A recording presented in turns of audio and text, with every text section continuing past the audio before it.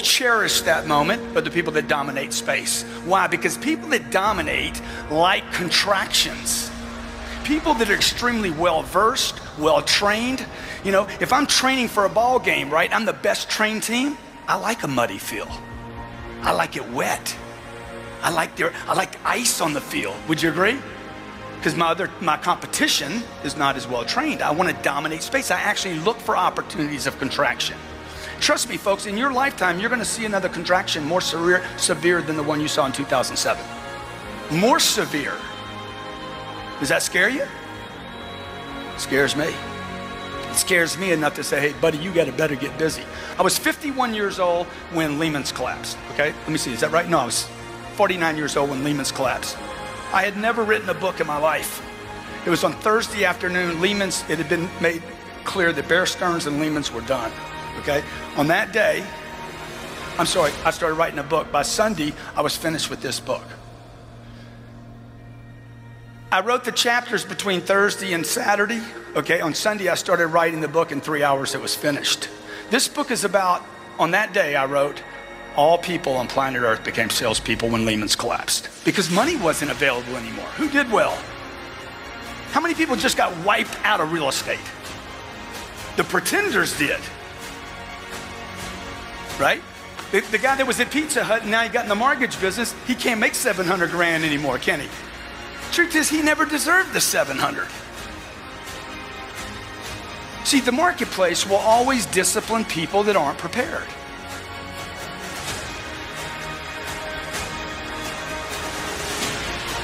Success loves preparation. It loves it. It admires it. It just flows money back to it. Success loves preparation. And the marketplace will discipline those that are just stuck in the pack. So today I'm not going to talk to you about dominating your market or even dominating your competition, but I want to start thinking about how are you dominating yourself? Like, what do you think the number one thing that most of us have our attention on every day? And one of the things that makes these conferences so beautiful is you get pulled out of some of that noise out there. Would you agree? Who do you think your number one competition, number one problem in real estate today is? Yourself? Okay, who else? Who else could it be? Say again? Absolutely the people around you. Anytime I have production stall in any of my companies, the first thing I look at, I don't look for talent. I look to get rid of people. First thing I do every time, who can I get rid of? I'm looking for somebody to freaking kill.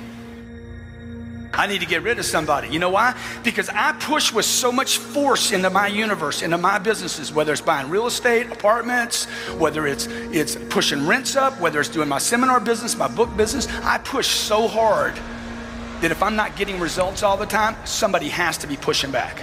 Somebody in my organization actually has to have the intention, conscious or unconscious, to hold me up. The first thing I'm gonna do is start getting rid of people. Okay, who is it? Who is it? I'm looking for the cancer in my organization. You know, you talk about people dying from disease. Look, people die from negativity every day. They just got to wait 80 years to make it official. How many of you know negative people? How many in the room have been negative before? You have been negative. You know why? Because the number one dominating force on planet Earth is the media.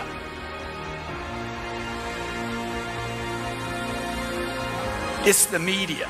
The media, 800 TV channels spew negativity onto the American public and every other country on planet Earth. They just puke it on you. Oh, but I watch Fox. Good. They puke at Fox and they do at MSNBC. It's just you're in agreement with the puke. I got some conservative puke. I got some liberal puke. Right? And you got Stossel in the middle. He's like, okay, I'm just an independent puker. Dude, puke is puke. Would you agree? Just because you got used to it. Oh, I like O'Reilly's puke. I like Hannity's puke. I use every one of the news channels. If you'll see me on TV doing news one day, okay? I don't watch news. I make news. See the shift? You see the slight shift? Don't watch the news. Decide when you leave here today to make the news. Right? You don't read the newspaper, you write newspaper articles. You don't read books. Yeah, read them, but learn to write them. And you don't need to you don't need to spend a lifetime writing a book. This was 3 hours. Okay, we sold 40,000 copies of this one book, and it was self-published. It's never, ever, ever been in a bookstore. A guy writes me, says, man, you got misspelled words all in that book. I'm like, yeah, so what, where are they? 123, 128, 134, 165, 120. I'm like, yeah. And bad grammar too. I'm like, yeah, what's your point, dude? Because, man, you got misspelled words in a book. It's a bestseller, bitch. The word bitch, look it up in the dictionary, means a complainer, a whiner, an excuse maker. I wear a little band on my pin here, on my wrist here. It's a little black band, and it says, champions dominate. And on the other side, don't be a little bitch. That's right. Because I don't need it. I need to get rid of the whiners, the excuse makers. Oh my God, it's the market. It's the market. Oh my God, prices. Oh, inventory. Okay, 9 months ago, there's too much inventory. Now, too little inventory. Human beings have so many excuses. It's unbelievable. You know why? Because you watch the news too much. Because you've agreed to receive news, not make news. So when Lehman's collapsed, I watched 25 years of hard work either dissipate, and I'd done everything right. Everything, okay? Conservative, never used high leverage. Sometimes I'll put 40% or 50% down on a deal. Everything cash flows from day one. I didn't do any of the stuff all the problem makers did. All the over leverage, the debting, all the builders that have never been disclosed that really created this problem. It wasn't the banks, it was the builders bringing product to the banks. Borrowing 115%, building product that couldn't be sold yet, making up actual buyers for the product, okay? I didn't do anything wrong yet. Was I caught up in it? All my assets gets frozen. I got a bank that I owe $42 million to. The bank goes under. New bank comes in. They don't know me. They're like, hey, let's go. Right? Because my loan's maturing. Values had gone down. And I'm sitting with my wife saying, oh, my God, man. I got 4 businesses, and they're all on stall. Engines dying. What does this mean, Grant? My wife's an actress, okay? What does this mean? I said, baby, this is the biggest opportunity of our lifetime. It's the biggest. It's the monster, okay? Now, here's the problem with it. You're going to 40% less than you've seen me before. Okay, you're not going to see me much. Because I'm going to go out into the marketplace right now, and I am going to literally cover up. This is my moment to expand into the marketplace while everybody was doing what? What was everybody doing for 3 years? All of them retracted. Okay? This is my moment to dominate, not compete. So that's really what I want to tell you about today. I want you to walk out thinking, man, how do I dominate? Not other people. How do I start dominating my own self, my own time? If you know what day it is, you're not busy enough. Okay?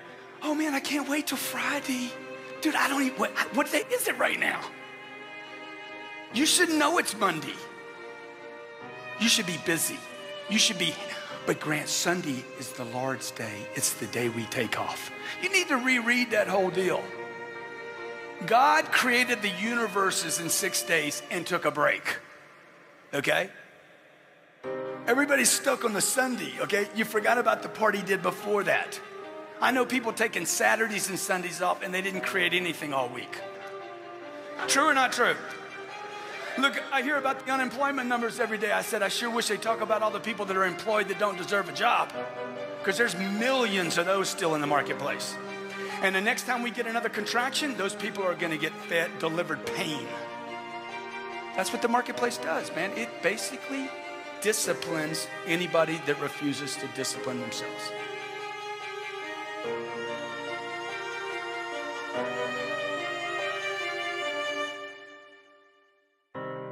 It is the correction. So look, here's the deal. I might be wrong in what I say, okay? I might be wrong in the things I do in my life and the business that I started. My family's told me not to start every business that I've been involved in, every one of them. Every one of them was a risk. Every one of them I had to take a chance. I remember my mom used to tell me, I wouldn't do that if I were you. I wouldn't do that if I were you. I wouldn't do that if I were you. I'm like, Mom, you wouldn't do anything. Well, you wouldn't do anything except be the mother, a great mother to 5 children. My mother wasn't an entrepreneur. She didn't have my dreams. Just because she's my mom doesn't mean she dreams like me. Would you agree? Okay? My mom was wrong about everything she told me not to do. Love my mom to death. Okay? Unbelievable friend of mine. She was wrong. I needed to do those things. Okay? Steve Jobs needed to build this phone. Would you agree? Did he help a lot of people? Did he make some money while he was doing it? $119 billion in 5 years. In the bank. Cash. I'm not talking about, I'm talking about done in the bank, sitting there. Okay? Brings a great product to the marketplace. Domination or competition? Total domination. Coca-Cola, competition or domination? Total domination, okay? Exxon, total domination. You see what I'm saying? You want to be in a dominating point, okay? So what we got to do is we got to get you thinking. We got to get you thinking like the dominators think. How do they act? How does Warren Buffett act? What does Warren Buffett do with his time all the time? Those are the people I study today. I don't study the people that I went to school with, the teachers I went to school with. I don't even study my own family members, okay? I'm looking for people that are way up here that I can say, hey, what are they doing? Because they're doing it right. My dad died when he was 52 years old. My dad worked his whole life to provide for 5 kids and his wife, and he did his job, and then he died. That's not the program I want to get on. Is that the program you want to be on? My dad died, he bought his dream house 9 months before he died. He leaves 2 10-year-old boys, one of me. I'm a twin. 2 10-year-old boys, never got to enjoy us. I never got to enjoy him. Why? Because he worked so hard with no concept of freedom. He had a good job, he made some money, but he is basically imprisoned in his thinking that work is hard. It is, it's difficult to compete. Would you agree? Real estate's difficult. How many agree it's difficult? And when it gets good, what happens? Everybody comes into it, right? And then you're like, what's this guy doing it? Okay, what's this guy doing right now? So I look to surround myself with people that can dominate, people that are certain, okay? People that know what they're doing, people that are in control. So when I say I'll be uncertain, I might be wrong. I might be wrong about it. Would you agree? Like I'm leaving California. I might be wrong, but I'm certain in my wrongness. Somebody said, how do you know you're going to like Miami? Look, I've already made a decision. I'm going to Miami. I'm moving to Miami. I'm going to like Miami. Why don't you go try it out? Don't need to try it out. I'm committed. Of course I need a realtor. Okay, no offense, but it's a dumb question. Why would you ask me, do I need a realtor? Do you think I don't need a realtor? No, I got the internet. I mean, really. See, those things you're asking out of an old economy. You got to change some of your pitch. You got to think different. Austin, Texas. I don't own anything in Austin 1 year ago. Last October, I'm in an exchange out of California. I find a piece of property on the internet. It's called the Monolino Apartments in Round Rock, Texas. Anybody know that property? Property's been on the market for 10 months. It's 242 units. It cash flows right now. It's a great property, 10 years old. I call this guy the king of Austin commercial real estate. Charles, Grant Cardone from Los Angeles, California. I want to buy Round Rock. Yeah, sure.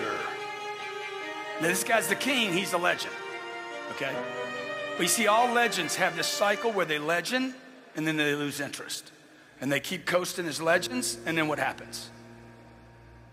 They're not running the game anymore. They don't want to dominate. They're resting on yesterday's laurels. They're not reading anymore. They're not studying anymore. They're not coming to conferences anymore. Right? They're not in the game anymore. They're not preparing anymore. I'm listening to the phone call, okay? Because I think everything is in terms of domination. Everything, every phone call I'm on, every email, I'm looking all the time for that moment where I can seize an opportunity like Alex did with stealing some of my people, okay? Okay? A true American he is. I like that about you, dude, okay? See, that's a guy I can trust. That's the kind of guy I'd want to be in a partnership with. Not somebody I wouldn't trust. Why? Because he's aggressive, dude. He's a winner. That's why you came. I don't want to be around people. Hey, you resting? You've been working so hard. Oh my God, man, when are you going to take a vacation? I mean, get a little break. You know, my assistant said, you need to get some rest. I'm going to get to a hotel when you red-eye into Orlando tonight. I'm going to get you a hotel. I'm like, hey, man, I don't need a hotel. I asked you for a hotel. Don't be stupid. Hey, you don't know if I'm tired or not. You're tired. You go get some rest. I'm fine. How many of you not, if you ever seen anybody die from work, I want to see your hand. You ever seen that happen? It's going to happen to you. People are dying every day. They don't get burnt out. You don't get burnt out. You lose your purpose. You lose your purpose. You lose your meaning. When I'm tired, I look at my purpose. What's my purpose? Okay, what's my purpose? Oh, my game's not big enough. My game's not big enough. My game's not big enough. I'm not interested anymore. Right? So here I am, Lehman's collapsed, it folds up. I got real estate tied up, okay? I start blowing these books out. Every 6 months, I'm writing a book. And then I start expanding back in the marketplace with real estate. I start looking for opportunities in real estate. I call this Charles Sakar guy up. I'm like, hey, that 242 units in Round Rock, I want to buy it. This is what he tells me. I've never sold anything to anybody in California. I said, well, dude, we're going to go ahead and break that up for you, okay? You're not going to be able to say that. You guys are too difficult to work with. I'm like, dude, I'm the easiest close you will ever get in your life. What am I doing right now? He's like, look, the seller wants full price. Product's been on the marketplace for 10 months. I don't tell Charles it's been on the market for 10 months. I don't tell Charles it's overpriced. This is what I tell Charles. I'm going to buy it. I'm going to close in 30 days. I'm going there tomorrow. I'll be there tomorrow. I'm on a plane tomorrow. Would you at least drive over there and meet me? Okay, it's 2,000 miles for me, and it's probably 18 miles for you. I'm going to pay full price for it, Charlie, okay? It's going to be the easiest deal you ever did in your whole freaking life, okay? I guarantee I'll get a loan or I'll pay cash for it. Would you meet me tomorrow, please? What am I doing right now? Huh? I'm selling him. This ain't begging. Shit. This is begging. Charles, please, Charles. Please, Charles. Charlie, please. Please, Charles. I'm selling Charlie right now. Why? A buyer has to sell. To get a loan, I got to sell the bank. You guys aren't in real estate. You're business people. And every business person has to sell. You show me one business that doesn't have to sell. The day Steve Jobs died, they called him everything. Inventor, genius, world changer, ding the universe. They called him all these things, not one tweet. And there was hundreds of thousands of tweets. Not one tweet said, Steve Jobs, master salesperson. But that's what he was. Why? Because in America, we have this disdain for selling. We have a hate, a dislike. You don't even put it on your business cards, do you? Oh shit, I can't put that on there. No, I'll call myself anything but a salesperson. Right? You tell me somebody that's not a salesperson. What do you think? What happened? If you go to India, you go to Mexico, or you go to China, and I walk in a room and say, I am a master salesperson. I know everything about a sale. I know as much about selling as a neurosurgeon knows about the brain. I know when somebody says budget, it's over our budget, I actually know that that means they'll go over their budget. You don't know that. You don't know that. You don't understand when somebody says they have a budget. If you really break that down, you'd understand that they're actually saying, I bought from everybody except you. And that's why I put a budget in place. I'm trying to control my urge to purchase. So when somebody says to me, but it's more money than we planned on. Look, I'm with you. Sign right there. It won't be the first time. All right, you're right. Let's do it. The product's too much money. Do you hear that objection? You knew that before you called me. And you still made the phone call. Let's go see it today. Okay? I'm selling a piece of real estate and I'll come back to the Round Rock story. My house is being sold in Hollywood. Every realtor in town told me it was too much money. Every realtor. It's too much money. They said I was an idiot. They said I was stupid. They said he's insane, okay? The person that's going to buy my house is going to be a billionaire. It doesn't matter. $1 million here, $1 million there. It doesn't matter. Right? Does he overpay for everything? A guy that's worth $39 billion. Does he overpay for stuff? Huh? What do you think? Every day. So why shouldn't he overpay for my house? What's the difference, man? Come on, bro. It's just money. Let's roll. But selling my real estate in Hollywood during a tough market, I have to keep the realtor sold. You got to stay certain. How do you know it's overpriced? Alex was showing you numbers today. You were wrong for the last 30 years. Right? Miami, you can't buy anything in Miami. They said they had 10 years of condo stock in Miami. Dude, they got 2 months of condo stock or less. Okay? If you look at the prices in Miami, they are straight up and vertical. It's the hottest real estate market in the country. You got people from Argentina, Brazil coming in. You got people from Russia and Europe and France saying, this is cheap. This is a steal. See, people in the neighborhood never change the market. You know why? Because they're looking in the rearview mirror. How many of you drive a car? Next time you get in your car, I want you to pay attention to the windshield. Okay? It's that big. The rearview mirror is about that big. I could take my rearview mirrors out, jerk them out of my car because I have all my attention up in front of me. The other thing is I go extremely fast, so I don't have people on the side of me. I'd rather the ticket. I want to get there quick. I value my time. Do you? Right? So this Charles Sakari guy's like, oh my God, you're going to come out here. You really a buyer? Have you looked over stuff? Dude, I'll pay the full price. I'll do the deal.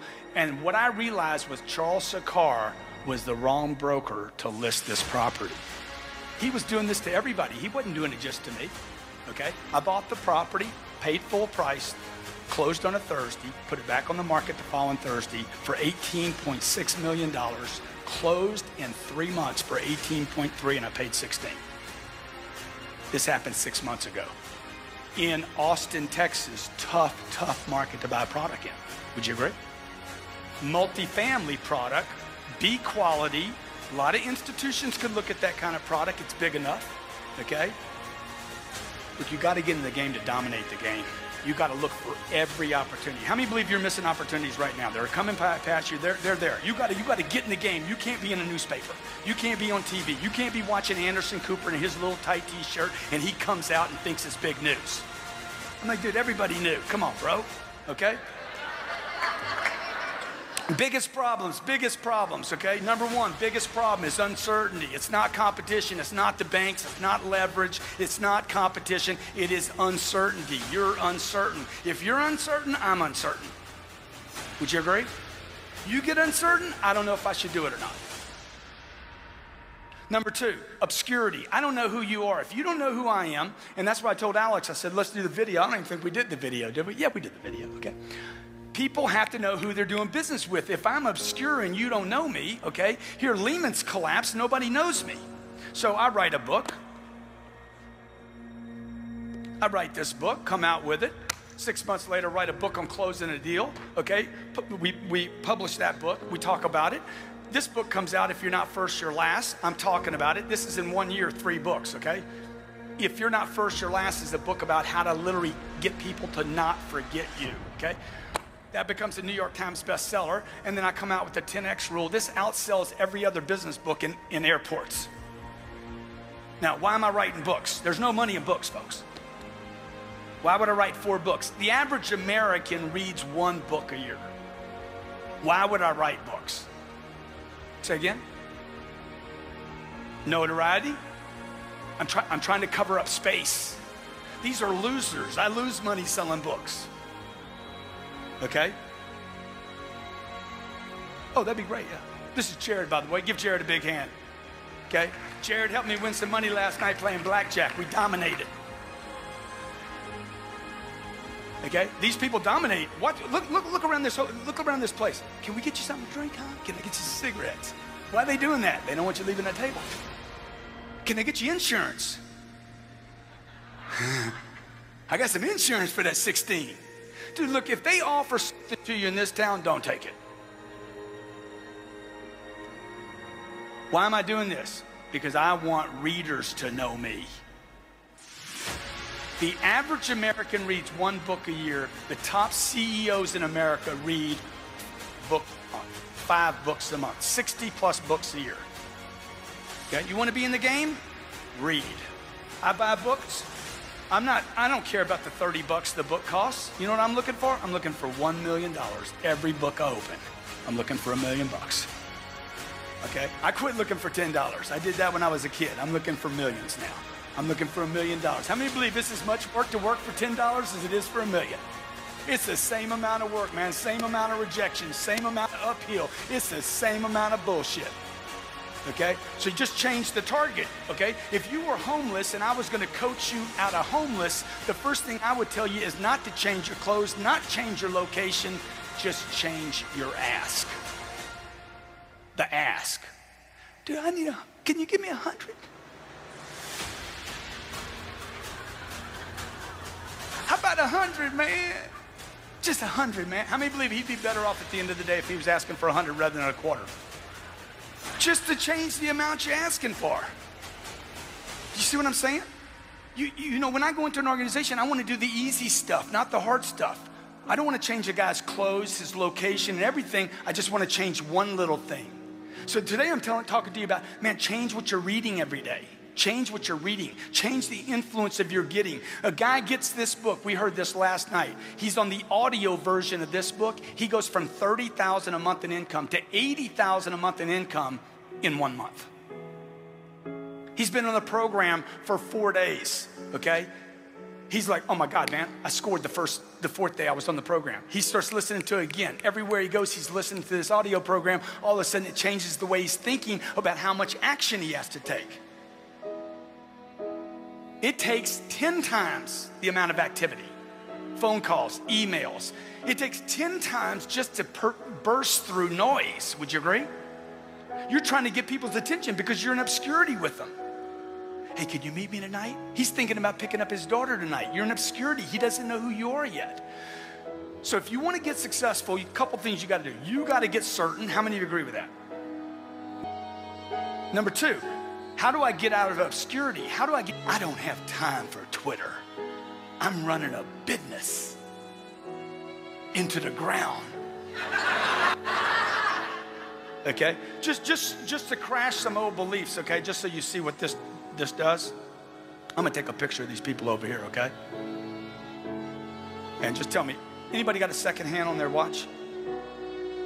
Tell me how long this takes. A watch. Okay, sorry. Let's see.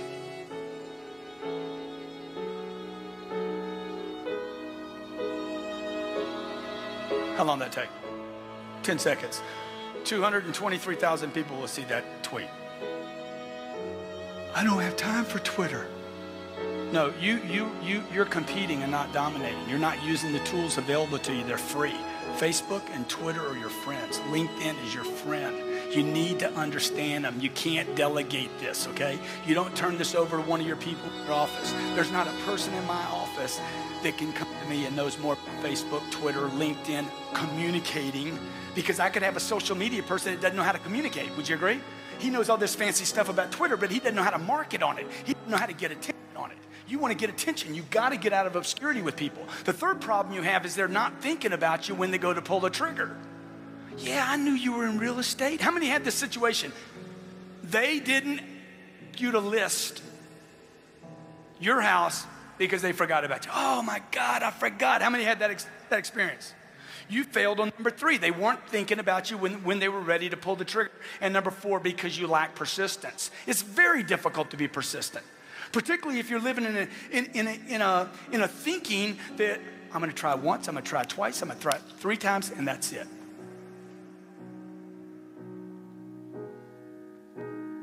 It's going to take way more than 3 times. Would you agree?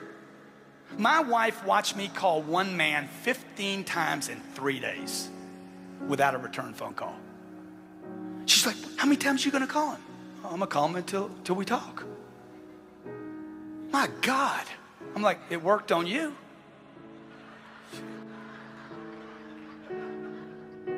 It worked on you. I meet this. You ever seen an ugly guy with a beautiful woman? You ever seen that? You're like, How did he do that? That is impossible. How many seen that before? Okay. I met my wife the first night I moved to Los Angeles. I met her. I knew immediately. I'm like, that's my wife right there. I'm going to marry her. She's going to have my children. Guarantee you, I know for sure. I called my mom. Hey, I met my wife tonight. You been out with her? Nah, she doesn't want to have anything to do with me. Okay, what's my job now? I got to sell her. I don't need to date her. I got to sell her. I called her twice a month for 13 months without a return phone call. If you ask my wife, ask her the story. If you ever meet her, great chick. 13 months, man, twice a month. Not one return phone call. Okay? Her friends are like, Grant, you got to quit calling her, man. This is like bordering on stalking. I'm like, it's not stalking if it works. If it works, is it stalking? No, it's marriage. Okay? I need to stay interested.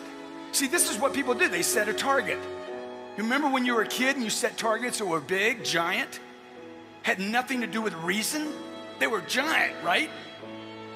And then you had some difficulty getting to it and somebody said what? Dude, your goals are unrealistic. You need to drop your goals down and add 40 years and end up with nothing. Certainly not congruent with your potential. How many believe you have more potential than you're going for right now? Dude, it's way up here. It's beyond what you're going for. So you want to set it here. I want to set my targets up here. I never lower a target. Never, ever. That's my target. I'll fail on my target. My whole lifetime I might fail on that target, but I won't let it go. So when I first started buying real estate, I used to write this down. I own 10 apartments. I own 10 plus apartments. That's all I buy is apartments. I own 10 plus apartments. I own 10 plus apartments. I own 10 plus apartments. First deal I ever bought was 38 units. Bought 38, I own 100 apartments. I just changed my number. I own 100. This next deal I bought was 40. Next deal I bought was 70. Next deal I bought was 250. Let's go. I got to stay interested. I got to keep my targets up here. I got to keep changing that target so I'm interested. I'm not talking about success, money, accumulation. I'm talking about keeping me interested in my potential. It is my duty. It's my obligation. It's my responsibility. And I would say to you, I guess you can hear the problem. I just want to be sure you guys know, okay? I would say to you that it's your duty, your obligation, and your responsibility to fulfill your potential, and that's actually what success is. Success is not money. Success is, I'm going to get this chick to marry me. Right? I'm going to get her attention. What was my problem? Uncertainty. Okay, let me X that off, dude. I'm certain she's the right one, okay? She is the one.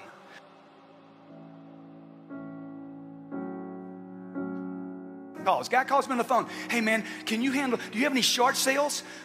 Sir, did somebody tell you to ask for me? Do you know how powerful that line is? Do you know how powerful that opening line is? You have no short sale inventory, nothing, zero. It's been going for 90 days. You got anything that's being short sold, anything up at the bank? Did somebody tell you to ask for me? What did you just say to him? Guy. You're a guy, right? You didn't say you had any product. You said, I'm your guy. I can help you. You think we had a bankruptcy 2 years ago. Did somebody tell you to ask for me? Enthusiasm. Where's your enthusiasm at? Oh, yeah. It's in your living room. You're watching Jennifer Lopez on American Idol. That's where you left it right there. Oh, she was so good. Dude, what are you doing, man? What are you doing? You know what? Most people are going to spend more time in their life working than any other single thing and not being successful. Man, work is good. It's unbelievable, particularly when you're winning, right? Me having to work for my wife is good for me, right or wrong? Okay, she don't want to go out with me, so I'll lower my target. Let me go get an 8. Okay, that doesn't work, let me get a 6. Whatever that is, right? Okay, let me get a 4. All right, I'll just go to a strip joint. That's why most guys, no offense, ladies, but that's why they have the girl they want because they take shortcuts. Use too many quick options. to be, I gotta use this now. I gotta go to the mic. You gotta be totally committed. Everybody agree? You gotta be completely uncertain. You want $1 million? You want $2 million? You want $5 million? How much money do you want? How much success do you want? How much notoriety do you want? You want a New York Times bestseller? Why can't you have everything? Oh, but I'm 65. So what? Man, Colonel Harlan Sanders made all his money after he was 65 years old. He wasted the first 64 years. Okay? I got a little girl. I have this baby. We have 2 babies right now, both of them born at my house. We don't go to hospitals. I go to the doctor. My wife's pregnant. Is she really pregnant? Oh my God, I'm so excited. I know I did that. Grant, what hospital y'all going to? Dude, we ain't going to a hospital. She ain't sick. She's pregnant. Why would I bring her to a place with sick people? That's just dumb. Grant, man, you got to bring her to a hospital. No, I don't. You got to come to the house and help me. I didn't go to the hospital to have sex with her. I didn't start it there. I ain't going to finish it there, baby. Grant, you don't know anything about having children. Dude, I don't know anything about most things I did the first time. But you know what? I'm certain we ain't going to a hospital. It's not complicated. She's young enough. She's in good shape. I got a decent head on my shoulders. Don't show me what to do. We're going to do it at the house. I am not going to have the single, most important single moment of my life robbed by a hospital. Because I get a 3rd row seat and I get to hug a vending machine the whole time. Because they kick me back to the curb and say, get back there, buddy, we're the professionals. I want to be involved. See what I'm telling you? Everything in life. The phone calls, whatever you're doing, what is happening? Get involved in your business or you will be disciplined again. And it's going to be ugly and it's going to be painful for a lot of people. A guy says, you know, Grant, I hear you talk about money a lot. And you know, I just want to tell you, money won't make you happy. I said, yeah, what's your point, dude? Your point is you ain't got any money. That's why you're giving this dumb advice. Because being broke won't make you happy either. Okay, I tried the experiment. I went on the experiment. How many have been on the broke experiment? Were you happy? Were you like, oh my God, this is good? Look, if you took $5 million out of the marketplace and you made $5 million from planet Earth, would anybody know an event took place? Would anybody know anything happened? Would you do good things with that money? Good. How many believe the work for $5 million is going to be the same work for 50,000? Same process, same involvement. Look, you're occupied either way, okay? So if you're not sure of your value, if you think you're worth 80 grand, you're worth 80 grand. Would you agree? If you think you're worth 150 grand, you're probably worth 150. If you think whatever you think you're worth, if you're not sure of your own value, your own goals, and what you want, the world will never reward you of what you want, your value, and your goals. Never. It won't happen. It can't happen. I got to remind myself every day, what is my value in the marketplace? What are my goals in the marketplace? What am I worth in the marketplace, okay? What do I deserve in the market? I deserve those 242 units. I deserve to make money on those 242 units. I deserve to sell this house and make a profit. I deserve to be able to move to Miami. I deserve this woman. I deserve these 2 kids. I deserve to have my kids learn to swim rather than putting a fence around my pool. Because I don't want a fence around my pool. I hate the fence. Just teach them how to swim, man. Dominate the kid. Put the kid in the pool every day. Okay? She's 3 days old. I'm dunking her in the pool every day. Try this, try this, try this, try this. Okay? She's not crying. The mom's crying. The baby's like, hey, it's cool, dude. I've been in water for 9 months, whatever. Right? My daughter's 1 year old. I can throw her in the pool and walk away. At 1 year old, I can walk away. She can swim the entire length of the pool. At 3, she can swim it underwater. We got friends that are 8 years old. They get around the pool and everybody's freaked out. The point is what? Dominate. Whatever you want, you got to commit all the way in and think in terms of domination, not a spectator. You don't want to be a spectator, folks. Spectators pay, players get paid. Believe. You look at the word up, believe. This is in a Webster dictionary, okay? You probably have one of those. If you don't have one at your house, you can certainly Google it. It's going to say this: to have confidence in the truth, the existence, or the reliability of something, although without absolute proof. How many believe that the real estate market's getting better? Okay, how many believe it could get worse? Good, hey, that's right. And when it gets worse, what are you gonna believe? I'm gonna believe, hey, dude, there's still value there. You got good? There's still value there. Okay? How many of you have shown somebody a house before, they didn't pull the trigger and they regretted it? You know what? Shame on you. Why didn't you shut that deal down? I don't want to pressure anybody. If you won't pressure a client that you like, it's because you don't believe in you, the product, okay, or the company that you represent, period. If you will not pressure somebody to do the right thing, it's something you don't believe in. Look at the word, what it means. To have confidence in the truth. What is the truth? This is a good deal, and you need to do it. You're pressuring me, Grant. I sure am. Now sign right there. Let's do this. It's the right thing. Why? He looks at me and says, what? Oh my God, this guy is so certain. Are you sure it's the right thing? Guarantee it's the right thing. Lean on the pen. Let's do it. And you're thinking to yourself, I couldn't do that right now. Dude, I wasn't taught how to do this. I spent 17 years in school. They don't teach you this. You have to train this muscle, okay? If one of your children was crossing the street and you knew it was a bad thing, would you pressure them not to?